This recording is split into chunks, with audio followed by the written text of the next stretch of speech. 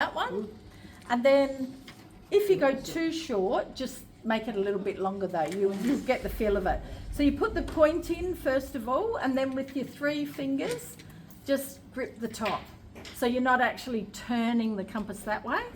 Just do it from the top. So point in, grab it from the top, and then lean your pen out that way, okay? Then let the pen touch the paper, and then let it glide around. So you'll see from the top, I'm not twisting my fingers to turn it, I'm just purely letting that rotate in between my fingers so it doesn't fall over. If you want to do small circles, you actually go shorter with your pen. And if you want to do really large circles, which I didn't tell the other table, you can go really big, like that. So you can still pop that in, you can still go right around. It just comes with practice. So, but for today, it's pretty much nearly the same height, just slightly shorter, just to give you the practice, okay?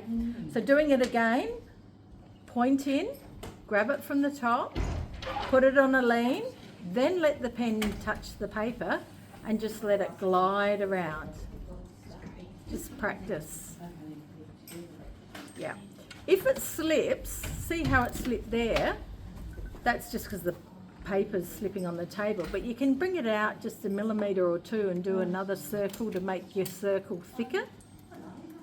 Or you can leave the point in and you can actually just push it in to make them smaller. So just around like that. So just practice doing large and small ones, okay? Give it a go and I'll come round and